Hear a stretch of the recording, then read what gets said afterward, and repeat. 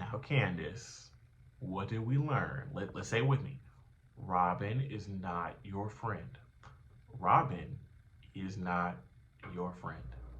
Y'all want to talk about it? Let's talk about it.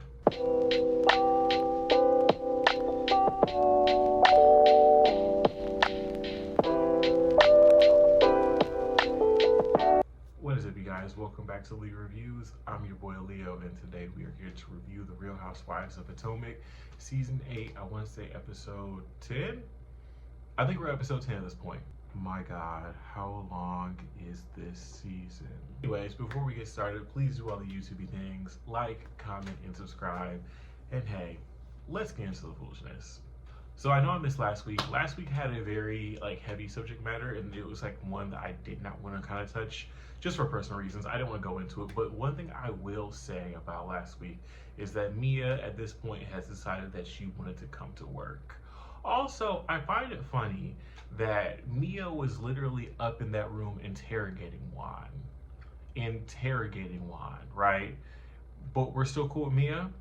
Because I bet you if Wendy or Candace did it, it would have been a problem. It's funny how the line just consistently moves for a person to person, right? Also, did y'all see that Essence article? Listen, the fact that Essence has decided to write an article about it should tell you everything that we need to know, because this season has been dreadful. Has been as dreadful as Sheree's fashion show without fashions. It's been as dreadful as, honestly, the last season of Game of Thrones. Well, the last episode of Game of Thrones. It's been, this season is Potomac's worst season. And honestly, you know what happens, right? I feel like every franchise needs to have one bad season. You know, Atlanta had 3, but every franchise needs to have at least one bad season, or one season where we're not as interested. The issue with this is that not only are we not interested, but watching it is infuriating. I honestly don't know what the title of this episode was called. I'm sure the title had to be something about mothers, because mamas were the focal point of this entire episode. This episode was about being a mom, or your mom, or just moms in general. It was very mom-centered, very mom-heavy, and I was here for it. Speaking of moms, we start off with Karen and her daughter Raven.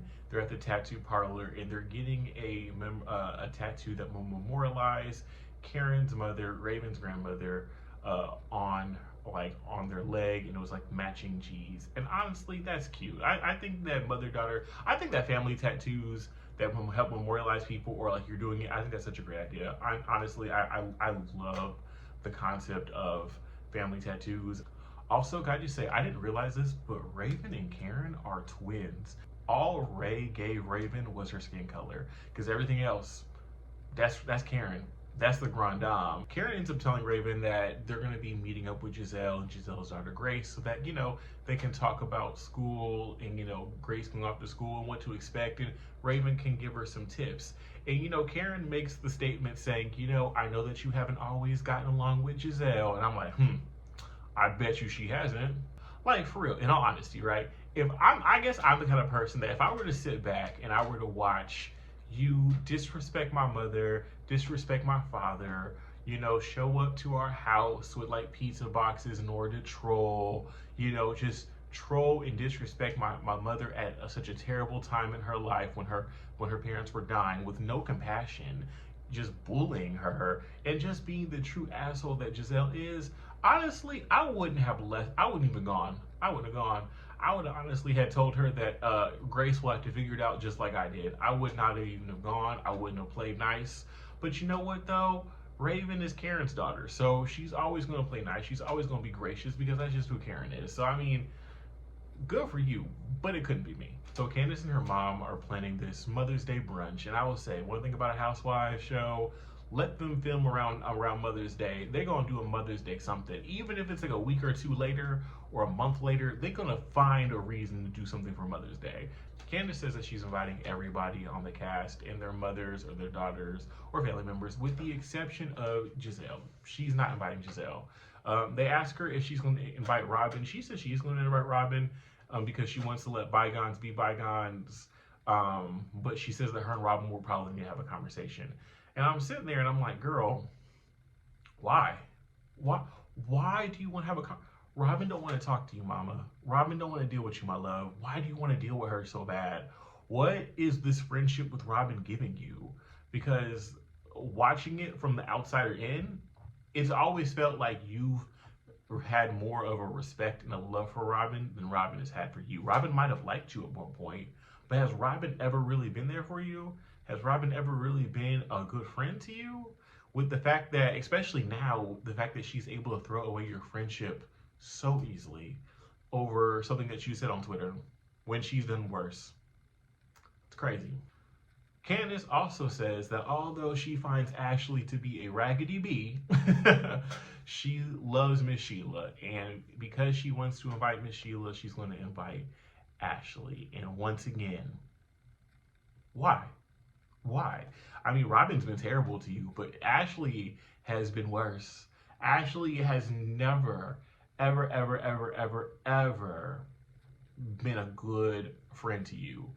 We get a small scene with Wendy. Wendy is now meeting with her new production team for her talk show. Side note, I think her talk show, isn't that already on YouTube? I haven't never seen it, but I hear it's already a thing. So if it is, good for you, Miss Wendy. I wish you all the success. She says that the issue with her last producer is that, you know, she said that that woman gave her a contract asking for 50% of the money that she was going to be making. And I was sitting there and I was like, you as producers asking for 50%?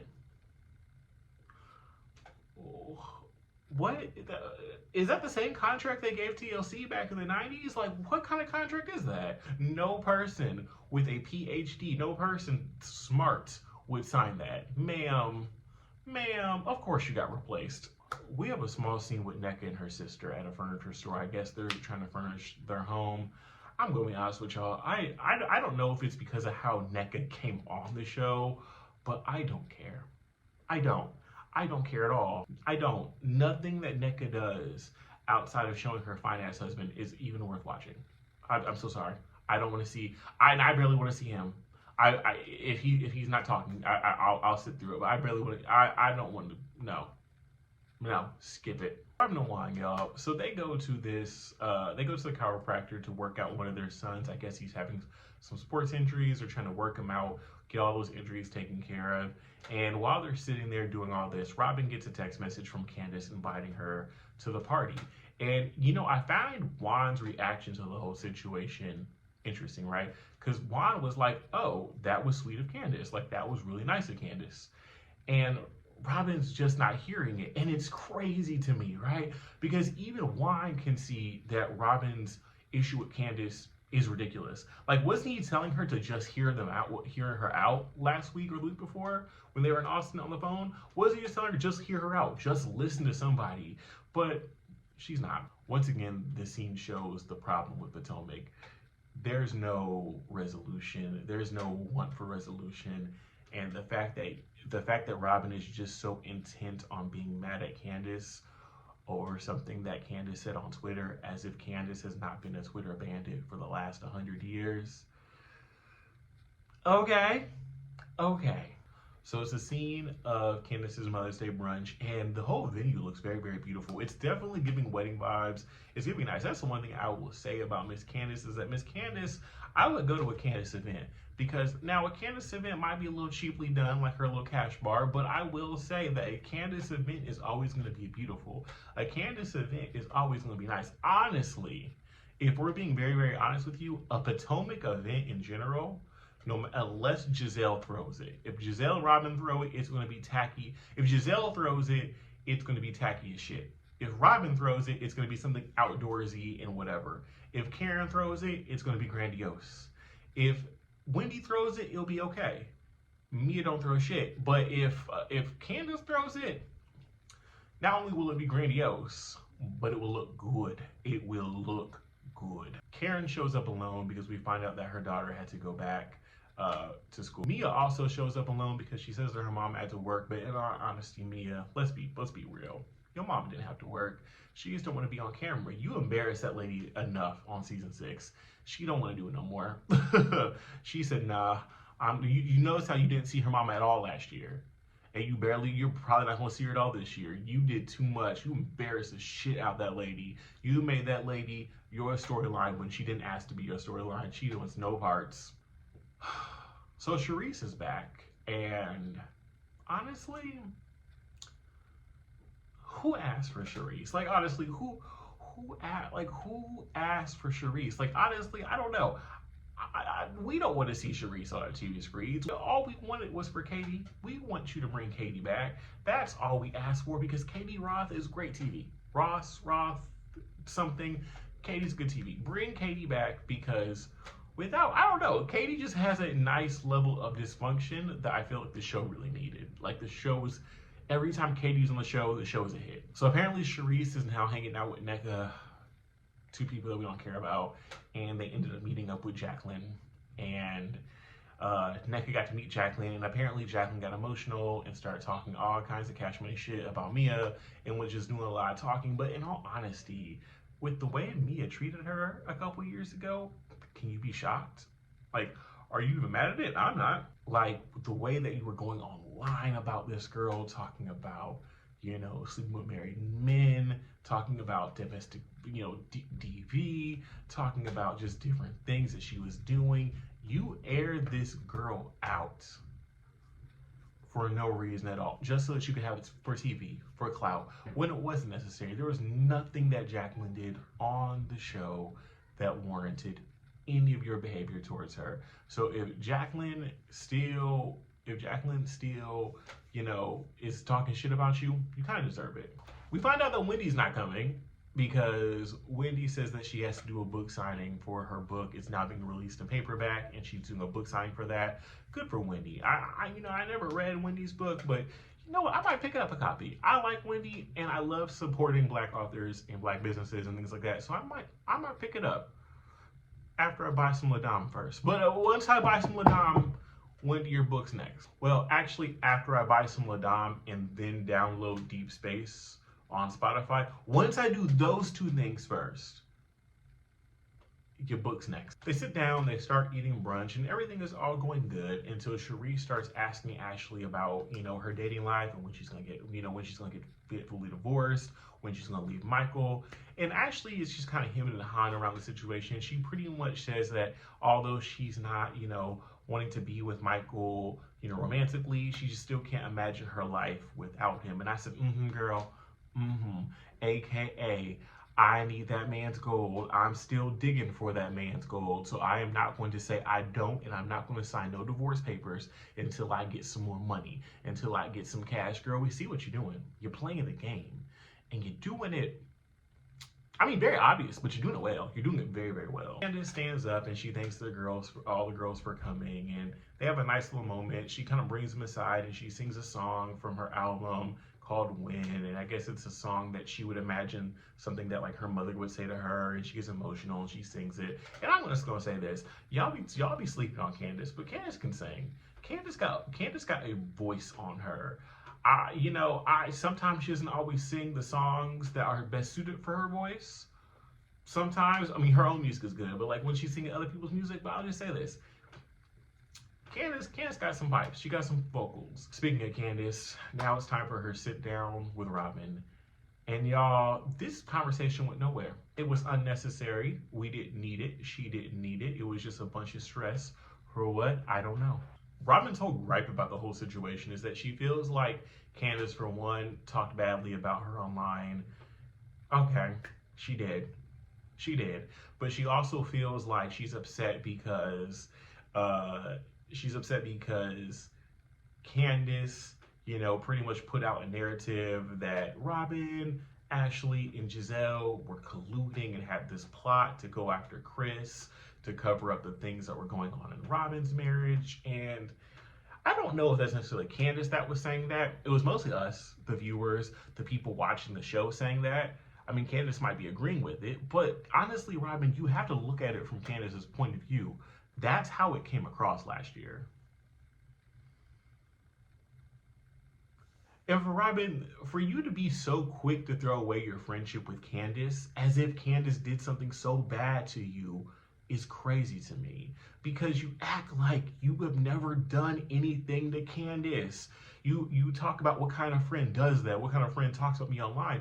Robin, what kind of friend brings a whole a whole Bluetooth speaker out to embarrass their friend, misconstruing the words that she said? What kind of friend does that, Robin? What kind of friend would sit on a reunion just pretty much saying, oh, well, you know, it's inappropriate for a man to be in a hotel room with another woman when he's married, pretty much co-signing Giselle's bullshit and her lies? What kind of friend does that, Robin?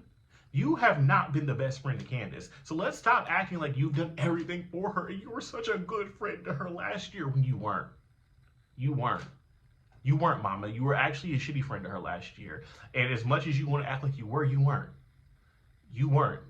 And now you're so far up your friend Giselle's ass that you think that I don't know, that you act as if anyone does anything remotely to you, or if anybody responds back to you in the same way that you give them, it's a problem, and you want to be a victim, and you want to just cry your white woman tears, and you want to act like someone's doing something to you, and oh, how could you do this to me? What kind of shut up, because you sound stupid, you look stupid, and you want Candace to be accountable, but you're not ever being accountable for the things that you do, for the things that you've done to Candace.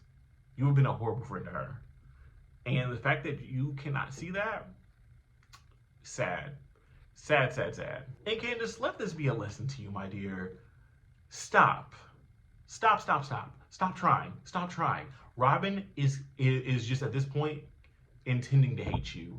Robin is going to go out of her way to hate you. She's giving you the Wendy treatment. I think at this point, give up on it. The friendship is dead. The friendship is in the water. And I think that that's where you should let it stay. That's exactly where you should let it stay. And it should never come back up again. But anyways, guys, thank you so much for watching. Please do all the YouTube things. Like, comment, subscribe. I have a few more videos coming this week. I'm going to be doing Beverly Hills because I'm so excited, because Beverly Hills, if you're not watching Beverly Hills, you're just not watching TV. I might do Miami. I want to do Miami because I love Miami, but I'm so busy with work, so I'm going to try to figure out what I can do. But anyways, guys, thank you so much for watching. Please do all the YouTube things, like, comment, subscribe, and hey, until next time, see ya.